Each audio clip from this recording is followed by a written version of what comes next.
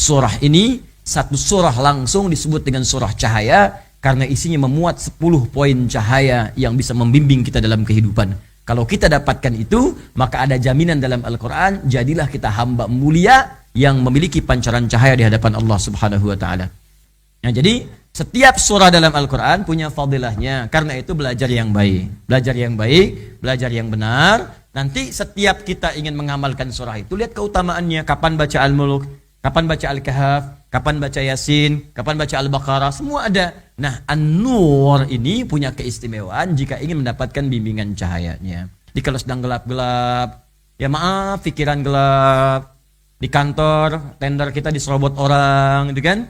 Terus udah mau lamaran, diambil orang juga, gitu kan? Ya pekerjaan kita dan macam-macam dan seterusnya. Maka bagaimana caranya? Cari cahaya.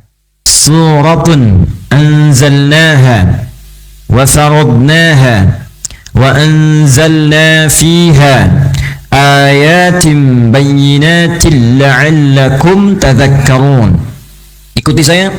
Suratun anzalnaha wa faradnaha wa anzalna fiha wa anzalna fiha ayatin bayyinat la'allakum tadhakkarun. Bismillahirrahmanirrahim. Saya baca dulu dari paparan Imam Ibnu Katsir, baru setelah itu saya terangkan dari kaidah bahasa Al-Qur'annya. Yaqulu ta'ala, Allah Subhanahu wa ta'ala menyampaikan dengan ayat ini, hadhihi, inilah suratun anzalnaha, satu surah yang aku turunkan. Kata Allah, satu surah yang aku turunkan. Saya baca dulu ya, nanti setelah itu saya terangkan. Fihi tanbihun 'alal i'tina biha wa la yansi ma 'adaha. Kalimat ini ingin memberikan kepada kita penjelasan bahwa fihi tanbihun 'alal i'tina biha. Allah meminta kita memerhatikan seluruh surah ini, bukan satu dua ayatnya saja. Bukan satu dua kalimatnya saja. Kalau bahasa bebasnya, ini aku turunkan satu surah yang sangat penting. Perhatikanlah seluruh bagian di surah ini. Bahkan setiap hurufnya. Jangan kau kaji satu ayat saja, kau tinggalkan yang lainnya. Jelas? Walayan sima adaha. Namun demikian juga bukan berarti surah-surah lain tidak penting untuk dilihat. Artinya apa? Ya, Imam Ibnu Katsir ingin menyampaikan semua surah Al-Quran punya fadilah, punya keutamaan. Jadi kalau Anda ingin mendapatkan cahaya-cahaya tadi dalam kehidupan, yang pekan lalu saya sampaikan ada 10 bimbingan di surah ini secara umum. Kalau ingin mendapatkan pancaran cahayanya, maka pelajari keseluruhan ayat di surah ini. Jangan tinggalkan satu huruf untuk dipahami. Nah, itulah keutamaannya. Nanti surah-surah lain ada fadilahnya sendiri. Misal Al-Mulk disebutkan dalam riwayat memberikan cahaya di alam kubur. Makanya sunnahnya sebelum tidur baca Al-Mulk. Kalau mau latihan dulu misalnya ayat kursi boleh. Makanya dilatih dengan yang kul-kul dulu. Ayat kursi Al-Baqarah 255 gitu kan.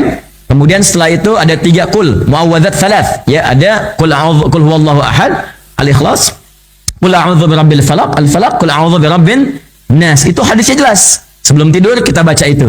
Ya, tapi itu gangguan pengantar dalam tidur dunia. Tidur yang pendek gitu, yang mungkin besok bangun lagi supaya nggak diganggu. Diganggu setan kan? Ya, setan itu kan bahkan dalam tidur pun dia beraksi. Ya, setan dalam tidur pun mengganggu. Makanya ada yang mimpi buruk, gitu kan? Ya, ada yang kemudian bahkan ada yang dalam tidur masih mencela juga. Nah, tidur masih mencela. Gara-gara kamu nih, katanya kan tidur tuh. Ya, berarti ada persoalan yang serius yang belum selesai. Ya, makanya coba kalau ingin enak itu gini, mau tidur itu istighfar dulu. Enak dan nanti enak betul, masya Allah. Istighfar 70, 100 kali, gitu kan? Sampai mendapatkan kenikmatan pikirnya. Nabi aja istighfar. Setelah itu kemudian biasakan baca Al-Quran. Kalau mau latihan yang pendek dulu tadi, ayat kursi, Qul Huwallah, Al-Falaq, An-Nas, itu anak-anak. Kalau sudah mulai dewasa, apalagi sudah balik ke atas seperti kita saat ini, maka naik levelnya. Baca Al-Kahf, ya itu kalau malam Jumat. Baca Al-Mulk, setiap malam Al-Mulk sebelum tidur. Di antara fadilahnya memberikan cahaya di alam kubur saat tidur yang panjang sebelum masuk alam bangkit itu. Kalau di dunia tidur, bangun lagi besoknya. Di alam kubur bangunnya kapan? Nunggu kiamat. Nah, supaya cahaya dapat terus dapat dijaga oleh Allah, salah satu kemuliaannya surah apa? Al-Mulk. Ada lagi surah Yusuf misalnya, surah 12. Ya tadi Al-Mulk 67, Yusuf 12. Surah Yusuf itu disebut oleh para ulama kandungannya bisa mengentaskan kesedihan. Bukan sedang gelisah, antum ada masalah di kantor atau di rumah tangga dengan anak-anak kurang nurut, kurang baik, macam-macam, ambil wudhu, buka mushaf, ngadap kiblat, baca surat Yusuf. Baca, ada itu, rajin nih baca tafsir itu. Ya begitu kita baca, riwayatnya tersambung, banyak. Itu kalam para ulama disampaikan dari riwayat-riwayat yang tersambung sebelumnya. Ya, banyak kemuliaannya. Nanti Al-Baqarah, Ali Imran. Yang rajin baca Al-Baqarah, Ali Imran, itu fadilahnya saat terjadi kiamat nanti dalam hisab, itu dua surah itu akan menjadi pelindung seperti awan.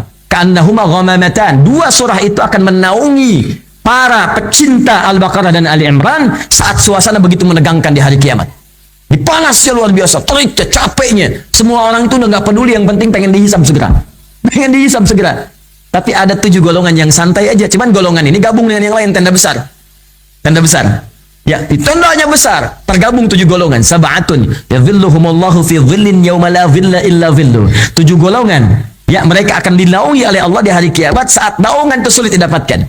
Siapa mereka di antaranya? Al-Imamul Adil, pemimpin yang adil. Imam itu banyak. Dalam konteks besar kenegaraan, turun ke bawah sampai ke rumah tangga. Ya, kalau adil kita di dunia doanya sulit ditolak. Ya, thalathatun la turaddu da'watuhum di Al-Bukhari, riwayat Abu Hurairah. 3 golongan yang doanya sulit ditolak. 1 Al-Imamul Adil. Al-Imamul Adil, pemimpin yang adil. Ya, termasuk di rumah tangga kalau adil, kalau baik, kan? Atau naik lagi di masyarakat, RT, RW sampai ke atas misalnya, ya. Yang kedua as-shaimah hatta yuftira, orang yang biasa puasa dari mulai puasa sampai buka. Kalau benar puasanya, itu Masya Allah membuka pintu doa cepat dikabulkan. Yang ketiga da'watul mazlum, doa orang yang terzalimi. Di saat Anda terzalimi dengan benar-benar perbuatan zalimnya, bukan zalim yang direkayasa. Ya, bukan zalim yang direkayasa, ya. Aku terzalimi tapi direkayasa misalnya, bukan itu. Zalim yang betul, begitu terzalimi dia berdoa. Makanya saat ada perasaan gak enak, Bu, ini biasanya sering, jangan pikir yang tinggi-tinggi dulu ya. Ibu suka gak enak dengan perlakuan anak, padahal ibu yang mengandungnya, ibu memberikan asinya, ayah yang mencari nafkahnya dan sebagainya. Tiba-tiba anak membentak. Anak ada hal yang tidak menyenangkan. Nah, itu puncaknya kita barangkali lewat wasilah itu doa akan dikabulkan. Jangan marahi anaknya. Istighfar dulu, berdoa. Boleh doanya langsung kepada anaknya, minta, ya Allah, jadikan anak saya soleh. Ya nak, ayo nak, soleh ya, soleh. Dah. Ya, mama kok nggak marah? Soleh. Itu marahnya mama. Soleh insya Allah. Sukses ya, insya Allah. Ya Allah jadikan dia sukses. Ya Allah jadikan dia soleh. Ya Allah jadikan dia pengantar kepada kebaikan dia. Gitu caranya. Itu indah. Itu yang dikerjakan oleh seorang ibu itu. Sedang masak, bapaknya terima tamu kehormatan besar. Ibunya masak. Jadi masakan tuh. Tiba-tiba anaknya datang dari padang pasir main. Itu kisah nyata. Bawa pasir, Pak. Ya. Ke ibunya, Umi. Wah, disiram makanan pakai pasir. Astagfirullahaladzim. Saya tanya, kalau ibu jadi ibunya kira-kira responnya apa? Alimanihnya. Lihat kata ibunya apa? Enta idhab ilal haram takunu imaman fi. Nah, kamu pergi ke Masjidil Haram jadi imam sana ya. Kamu pergi ke Masjidil Haram jadi imam sana ya. Sampai sekarang anak itu ketua dewan imam di 2 masjid suci, Masjidil Haram dan Masjid Nabawi, karena peristiwa itu. Ya, dia adalah Syekh Abdurrahman As-Sudais. Alhamdulillahi Rabbil Alamin. Tuh yang kadang agak mirip lah begitu gitu. Sudais. Itu doa ibu itu dari peristiwa tadi itu. Ya, ibu misalnya bisa aja kejadian di sini. Ya, wah demikian. Kamu pergilah ke tanah suci di imam. Ya kalaupun nggak di tanah suci, tanah kusir kan bisa al-hikmah gitu kan. Bismillah. Jelas ya? Nah, jadi setiap surah dalam Al-Quran punya fadilahnya. Karena itu belajar yang baik. Belajar yang baik, belajar yang benar. Nanti setiap kita ingin mengamalkan surah itu, lihat keutamaannya. Kapan baca Al-Mulk, kapan baca Al-Kahf, kapan baca Yasin, kapan baca Al-Baqarah, semua ada. Nah, An-Nur ini punya keistimewaan jika ingin mendapatkan bimbingan cahayanya. Jadi kalau sedang gelap-gelap, Ya maaf, pikiran gelap. Di kantor, tender kita diserobot orang, gitu kan? Terus udah mau lamaran, diambil orang juga, gitu kan? Ya pekerjaan kita dan macam-macam dan seterusnya. Maka bagaimana caranya? Cari cahaya. Ya, teruskan. Wa faradnaha qala Mujahid wa Qatadah. Sedangkan wa faradnaha yang dimaksud dengan kalimat faradnaha disampaikan oleh Imam Mujahid dan Imam Qatadah, ay bayyana al-halal wal haram wal amra wan nahy wal hududa. Yakni kata Allah, kami pun di surah ini akan menerangkan kepada kalian tentang yang halal itu mana, yang haram itu mana. Jadi nanti di ayat ini, semua ayat di surah An-Nur ini ya umumnya akan menerangkan kepada kita cahaya-cahaya untuk menunjukkan ini halal, ini haram. Kalau mau dikerjakan kita paham. Ya misal Anda mau cari pekerjaan nih, yang halal yang ini, yang haram yang ini. Bahkan jangankan cari pekerjaannya untuk mendapatkannya. Saat Anda berjalan pun mata Anda mulai memandang, nanti Anda akan temukan bimbingannya. Ini yang harus dilihat, ini yang tidak. Di jalan nih, ya mau bekerja misalnya kan cari nafkah atau mau cari pekerjaan pun Anda lewat saja kan kadang mata kita kalau melihat semua kan kelihatan. Ya, kalau pandangan kita masih jelas. Itu pun di ayatnya ada bimbingan. Kalau pengen dapat cahaya dalam pekerjaanmu, maka ini yang mesti engkau lihat, ini yang jangan dilihat. Indah. Ini halal, ini haram. Ini tinggalkan, ini lakukan. Do it, live it. Ya, ini kerjakan. If'al, la taf'al, jauhi ini. Baik, teruskan. Kemudian wal amra wan nahya. Di sini akan dijelaskan perintah dan larangan. Jadi kalau yang pertama itu membuka objek, ini yang halal, ini haram. Yang kedua, bagaimana cara kita mendapatkan yang halal, menjauhi yang haram. Maka diturunkan kemudian perintah dan larangan. Ya, perintah. Jadi ketika Allah memberikan perintah itu, baik ibadah sifatnya ataupun bimbingan hidup, sebetulnya untuk memudahkan kita mencapai tujuan. Contoh, gini. Ya, siapa yang pengen sukses? Angkat tangan. Ya, baik. Dah, turun. Ya. Siapa yang ingin bahagia? Angkat tangan. Baik. Nah. Pilih, sukses tidak bahagia, atau bahagia tapi nggak sukses. Nggak ada pilihan ketiga, jangan dulu. Nah, sekarang siapa yang pengen sukses dan bahagia? Ya, alhamdulillah, sudah. Itu nggak ngangkat pun pasti. Nah, sukses dan bahagia namanya falah. Falah. Apa namanya? Falahun. Falahun. Kalau itu digenggam oleh kita, begini, saya menggenggam kesuksesan dan kebahagiaan. Dan nggak mau saya lepas. Itu aflah namanya. Apa namanya? Aflah. Baik, sukses dan bahagia namanya apa? Nah, supaya kita menggenggam aflah nih, aflah kita genggam dengan baik untuk mendapatkan falah. Bagaimana caranya? Falah halalun. Ya kan? Ini yang ingin saya dapatkan. Bagaimana mendapatkannya? Amrun, Allah turunkan perintah. Perintah itu diturunkan supaya kita menggenggam kesuksesan. Bukan supaya kita capek mengerjakan perintahnya. Dia pahami dengan baik nih cara berpikirnya. Kalau nggak paham ini, nanti malas mengerjakan perintahnya. Contoh apa? Allah turunkan perintah untuk ibadah, sholat. Misal, di ketika Allah meminta kita sholat, sebetulnya bukan sholatnya. Tapi sholat itu wasilah untuk mendapatkan kebahagiaan dan kesuksesan yang kita inginkan. Makanya ketika kita diminta sholat, diumumkan dulu sebelum sholat, supaya kita termotivasi dan meluruskan cara berpikir kita yang keliru, sehingga tidak menjadikan sholat sebagai beban. Apa itu informasinya? 5 kali dalam sehari sebelum sholat, muadzin mengumandangkan, Allahu Akbar, Allahu Akbar, sampai ke kalimat, hayya 'alas sholat, ayo sholat, ayo sholat, ayo sholat. Diajak sholat, tapi kalimatnya nggak berhenti di situ. Mudah Allah kemudian mengilhamkan pada Nabi, mewahyukan, sampaikan pada muadzin setelah hayya 'alas sholat, la ilaha illallah, selesai. Tapi ada kalimat yang disampaikan untuk memberikan motivasi kepada kita. Ini yang saya maksudkan supaya kalian sholat. Ini dapat ini. Bagi saya nggak penting sholatnya. Kalian nggak sholat pun semuka langit dan bumi tidak akan menurunkan satu saya sebagai Tuhan, kata Allah. Tetap saya Tuhan. Cuman yang butuh sholat itu kamu, karena sholat itu wasilah untuk mendapatkan apa yang kamu inginkan. Bapak ibu itu ingin mendapatkan, misalnya, maaf ya, Anda ingin nasi goreng kebun sirih. Ingin berangkat ke sana tuh. Ya? Apakah dengan sekedar, ya Allah, nasi goreng kebun sirih. Nasi goreng kebun sirih. Anda dapat? Tidak. Anda kan mesti berangkat dulu. Siapkan dulu kendaraannya, atau Anda pesan dulu. Di pesan kendaraan itu bukan ingin memberikan beban kepada Anda untuk bisa mengarungi perjalanan, bahkan kadang-kadang sampai macet. Ya, untuk memberikan kesulitan, bukan. Supaya dengan kendaraan itu jadi wasilah Anda sampai kepada apa yang Anda inginkan. Sholat itu perintah. Perintah itu diturunkan bukan ingin memberikan beban pada Anda supaya sholat. Anda nggak sholat pun Allah nggak rugi. Cuman setelah kalimat hayya 'alas shalah, Anda bertanya kenapa salat? Hayya 'alal falah. Aku ingin berikan kebahagiaan. Bukankah engkau menuntut kepadaku, ya Allah berikan kebahagiaan di rumah tanggaku, berikan kebahagiaan di pekerjaanku, berikan kesuksesan dalam karirku. Sekarang Allah berikan jalannya. Ini manusia paling aneh di muka bumi, minta dikasih nggak diambil. Aneh. Makanya saya sering katakan, sebetulnya nggak ada yang nggak dapat hidayah. Diberikan, cuman saat diberi nggak diambil. Anda datang nih ke pengajian. Ya di pengajian misalnya dikasih aqua, dikasih makanan ringan, snack, kasih. Ya panitia udah ngasih setiap orang kebagian, cuman Anda menolak, nggak mau ngambil. Tiba-tiba di jalan misalnya dehidrasi karena nggak sarapan juga lapar, pingsan. Ketika pingsan itu yang salah panitia atau Anda yang ngambil? Bukan panitia yang salah. Allah memberikan bentangan hidayah seperti sinyal di telepon kita. Terbentang semuanya, tinggal kita aja mau ngambil apa enggak. Kita harus jujur. Bukankah Anda saat menerima telepon sinyalnya kurang, Anda sampai keluar nyari sinyal? Kan? Di sini sinyalnya kurang nih, ntar aku keluar dulu, keluar nyari sinyal. Anda bayangkan. Di sana bilang, kenapa ente nggak beli telepon dengan sinyalnya? Nggak dijual. Ya keluar, nyari, ya kan?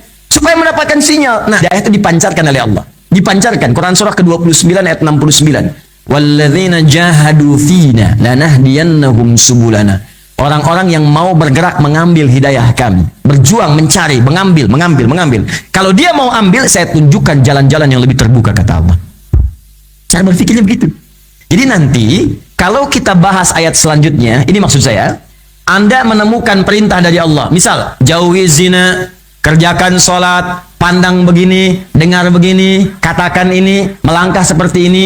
Semua perintah dan larangan yang tersebut di surat ini adalah wasilah untuk mengantarkan pada apa yang kita inginkan dari kebahagiaan dan kesuksesan itu.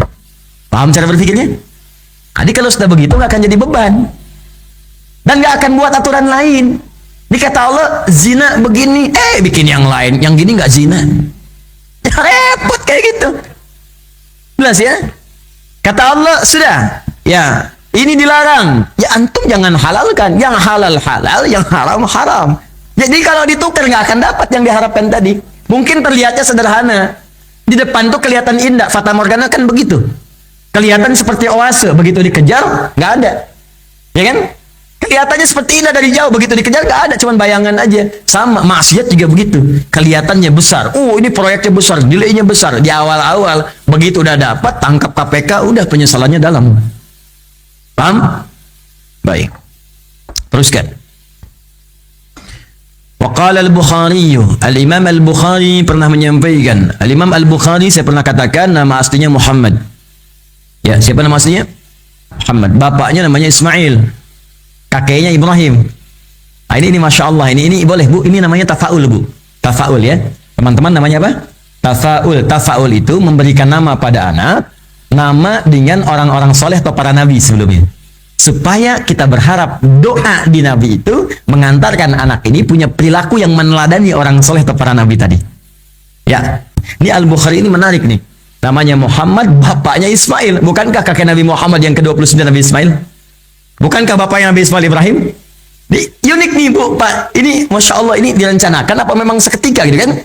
Kakeknya Ibrahim, punya anak Ismail. Ismail punya anak Muhammad. Bukankah Muhammad ke Ismail ke Ibrahim satu turunan? Ya, coba deh kita ingat-ingat lagi. Masih ingat?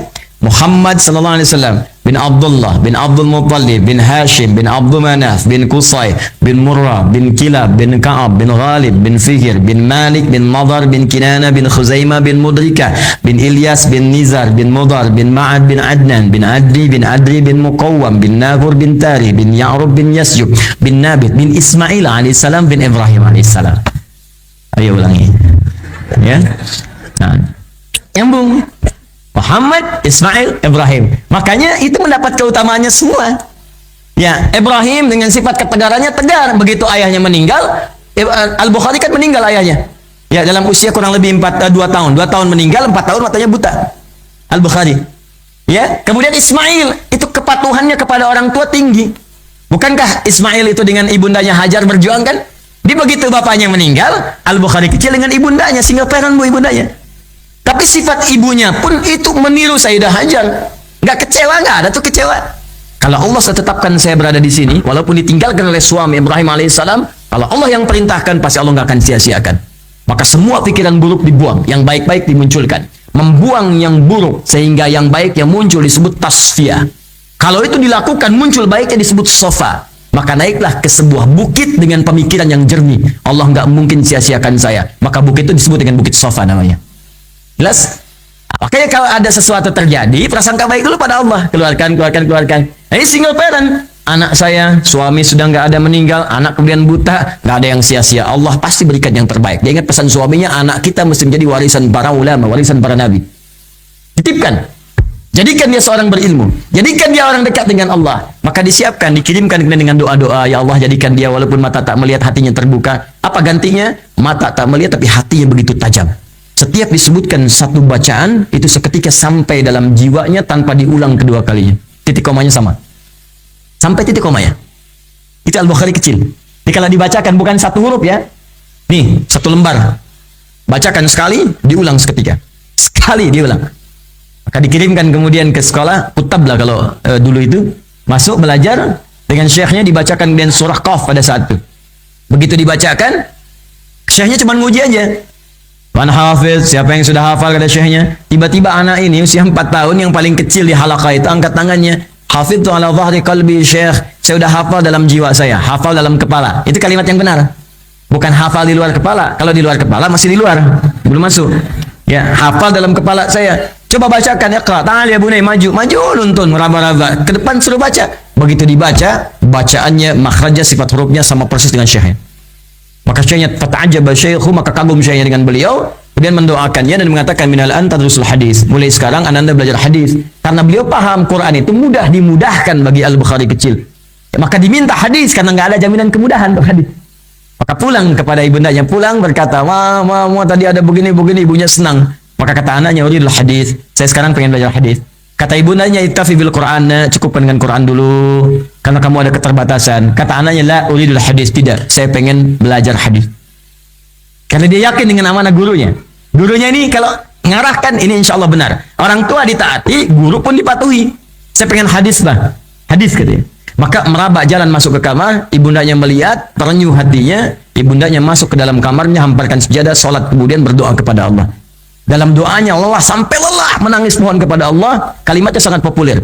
Yal basir, yalladzi ala kulli syai'in qadir, a'id basirat tabni.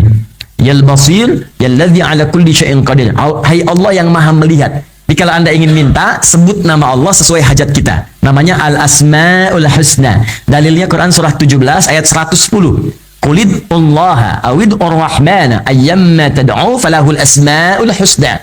Ya. Kemudian juga ada disebutkan di Quran surah ke-7 ayat 180. Ya, walillahil asma'ul husna fad'uuhu biha. Allah punya nama-nama terbaik. Kalau anda punya kebutuhan, cari nama yang sesuai dengan kebutuhan anda. Pengen ilmu, ya Al-Adim. Pengen rizki, ya Razzaq. Ini pengen matanya, penglihatannya balik, maka disebut namanya ya Al-Basir. Ya Allah yang maha melihat, yang tidak punya batas dalam kuasamu. Karena kata medis ini terbatas, gak bisa lihat. Kata klinis, buta permanen. Engkau tak punya batas dalam pemberianmu untuk penglihatan. Maka mohon ya Allah, kembalikan penglihatan anakku. Itu sampai kemudian capek, lelah, tertidur. Dalam tidurnya bermimpi bertemu Nabi Ibrahim alaihissalam. Disampaikan, anakmu akan melihat lagi. Gitu. Nah, saat itu sedang membacakan dari tertidur, bermimpi, Al-Bukhari kecil mengulang surat Qaf tadi sampai ayat 22. Lihat. Ini indah sekali. Jadi ada korelasi. Jadi kalau ibunya dengan anak itu nyambung, ayah dengan anak nyambung, ya ada roh yang satu chemistry, satu jaringan, rohun mujannadah. Ya, kalau dalam bahasa ungkapan orang Arab demikian. Jadi roh satu dengan yang lainnya itu akan akrab kalau dia memang terbiasa beramal soleh demikian. Anak dengan ibu punya perasaan, tapi kalau amalannya benar, itu amalan itu akan saling menjaga. Ibu berdoa minta anak dikembalikan penglihatan, anak mengulang hafalan. Begitu sampai di ayat 22, Quran surah Qaf tadi, surah 50 ayat 22, perhatikan kalimatnya. Laqad kunta ya fi ghaflatin min hadha fakashafna anka ghita'aka fabasaruka al-yawma hadid. Laqad kunta fi ghaflatin min hadha, sungguh engkau sebelumnya enggak bisa ngelihat. Ya. Fakashafna anka ghita'aka, maka kami buka kemudian penutup di matamu itu yang membuat kamu enggak bisa lihat. Wabasarukal yauma hadid, maka mulai hari ini pandanganmu akan menatap dengan tajam. Sebetulnya ayat ini bicara tentang kondisi hari kiamat yang nggak nampak surga neraka segalanya, nggak nampak pada kita, maka dibuka hijabnya terlihat semua. Tapi ayat ini kemuliaannya diturunkan khusus karena doa ibundanya tadi, bukan konteks kiamat, tapi barakah, kemanfaatan dari ayat ini diturunkan kepada Al-Bukhari kecil. Begitu membaca wa basarukal yauma hadid, pandanganmu akan terbuka dengan tajam, tiba-tiba seketika sembuh penyakitnya. Melihat dia dengan kemuliaan Qur'annya. Di banyak nanti Bapak Ibu sekalian, itu nanti di Quran surah 5 rumusnya, ayat ke-35, paling kanan sebelah bawah. Itu rumus kalau ingin dapat sesuatu, mendekat kepada Allah, maka Allah akan kabulkan walaupun mustahil buat manusia. Ada seorang siswa di Jamiah Islamiyah di Madinah Al-Munawwarah, matanya itu udah minusnya tinggi, jadi nggak bisa kelihatan. Jadi dia ikut umrah, minta dibimbing temannya, maksudnya diajak. Ya, jadi pas bagian sa'i, dia bilang, udah kamu jalan aja dulu. Jalan, biar tinggal saya di sini, biar kamu nggak repot. Dia minum air zam-zam. Begitu minum, dia ngadap ke kiblat, minum, kan doa zam-zam itu selesai dari Nabi, tuntas. Ma'u zam-zam lima syuribala. Air zam-zam itu saat diminum berdoa sesuai dengan yang diniatkan. Maka Allah akan mengabulkan dengan wasilah doa itu. Bukan airnya, wasilah doa itu. Dengan keyakinannya. Begitu dia minum, selesai, dia ambil airnya, dia usapkan ke matanya. Ya Allah, saya pengen lihat lagi, pengen lihat lagi. Tiba-tiba terbuka. Ya, terbuka. Apa yang terbuka? Loh, kok jelas katanya. Dipakai kacamata jadi buram. Padahal yang tadinya nggak bisa lihat, pakai bantuan kacamata jelas. Ini tidak, dipakai buram, dibuka, lihat lagi jelas. Dia teriak, Allahu Akbar, Allahu Akbar, Allahu Akbar, saya lihat Allahu Akbar. Ada orang Mesir, ini viral juga di YouTube, viral, yang orang Mesir. Yang tadinya nggak lihat, sujud menghadap kiblat, minta sama Allah. Begitu sujud, bangun, ngelihat lagi. Sampai askarnya, ini ada apa, ternyata bisa melihat, dipeluk semua askar. Ya Allah, saya bisa lihat lagi, ya Allah, saya bisa lihat lagi. Masya Allah. Makanya kalau sedang di tanah suci, dia tuh minta yang baik, yang benar, dari hati kita.